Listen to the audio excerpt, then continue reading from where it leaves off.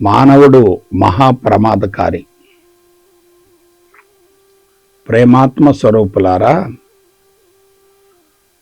భూమండలమంతటిలో 84 లక్షల జాతుల జీవరాశిలోకెల్లా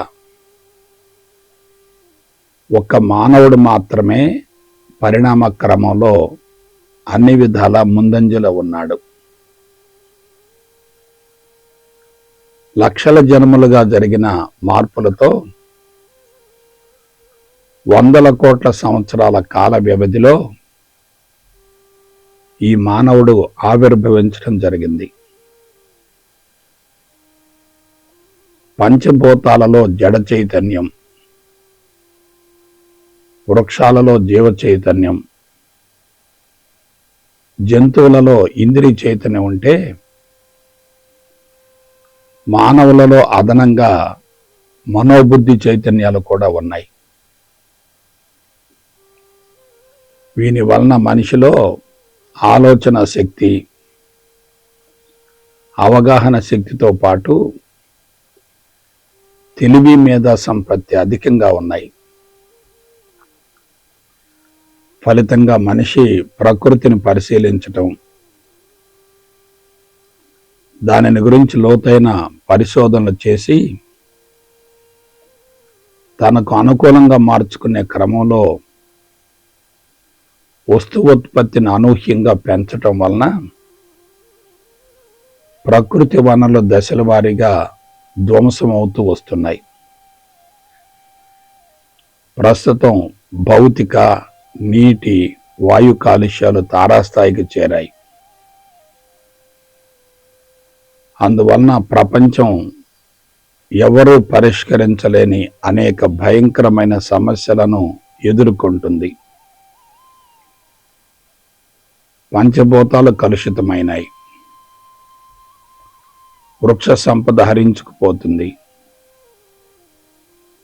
జంతు జాతులు కనుమరుగవుతున్నాయి. అందువలన మానవుడు మహాప్రమాదకారిగా మారాడు. మానవుడిని మినహాయిస్తే భూమండలం అంతా అన్ని విధాల సుభిక్షంగా ఉంటుంది కదా. కొంచెం జాగ్రత్తగా ఆలోచించండి. జై గురుదేవ్, జై గురుదేవ్, జై గురుదేవ్. మానవుడు మహాప్రమాదకారి. ప్రేమాత్మ స్వరూపులారా, భూమండలమంతటిలో 84 లక్షల జాతుల జీవరాశిలోకెల్లా ఒక్క మానవుడు మాత్రమే పరిణామ క్రమంలో అన్ని విధాల ముందంజలో ఉన్నాడు.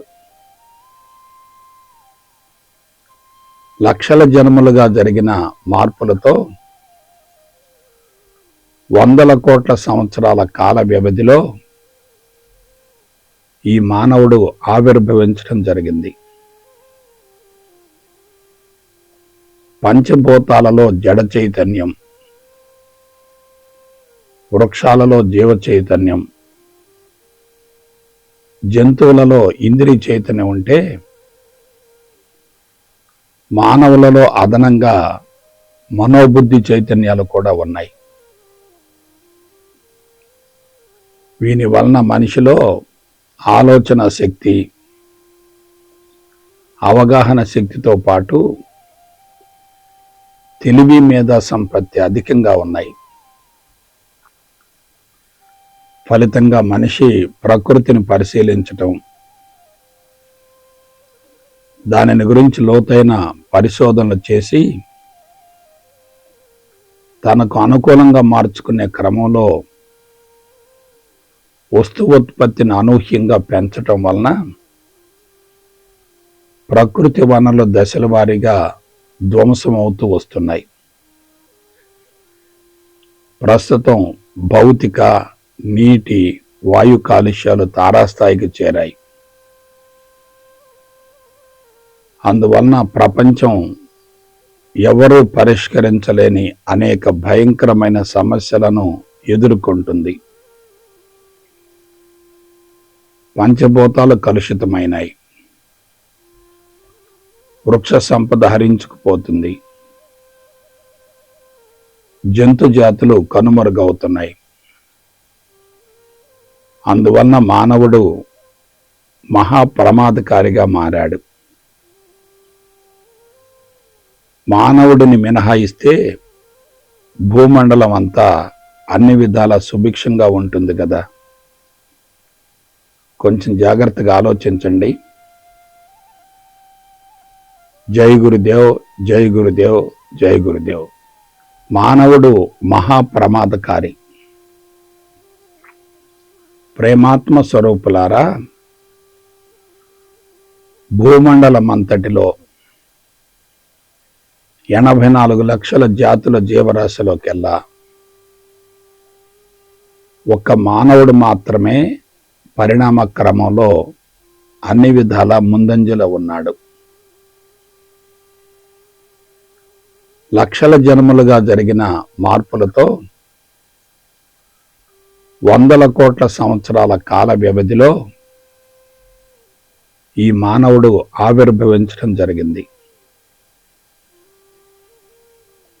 పంచభూతాలలో జడ చైతన్యం,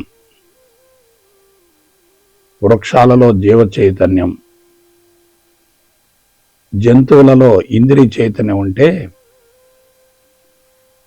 మానవులలో అదనంగా మనోబుద్ధి చైతన్యాలు కూడా ఉన్నాయి. వీని వలన మనిషిలో ఆలోచన శక్తి,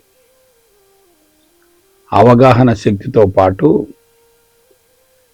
తెలివి మేధా సంపత్తి అధికంగా ఉన్నాయి. ఫలితంగా మనిషి ప్రకృతిని పరిశీలించటం, దానిని గురించి లోతైన పరిశోధనలు చేసి తనకు అనుకూలంగా మార్చుకునే క్రమంలో వస్తువుత్పత్తిని అనూహ్యంగా పెంచటం వలన ప్రకృతి వనరులు దశల వారీగా ధ్వంసమవుతూ వస్తున్నాయి. ప్రస్తుతం భౌతిక, నీటి, వాయు కాలుష్యాలు తారాస్థాయికి చేరాయి. అందువలన ప్రపంచం ఎవరూ పరిష్కరించలేని అనేక భయంకరమైన సమస్యలను ఎదుర్కొంటుంది. పంచభూతాలు కలుషితమైనాయి. వృక్ష సంపద హరించుకుపోతుంది. జంతు జాతులు కనుమరుగవుతున్నాయి. అందువలన మానవుడు మహాప్రమాదకారిగా మారాడు. మానవుడిని మినహాయిస్తే భూమండలం అంతా అన్ని విధాల సుభిక్షంగా ఉంటుంది కదా. కొంచెం జాగ్రత్తగా ఆలోచించండి.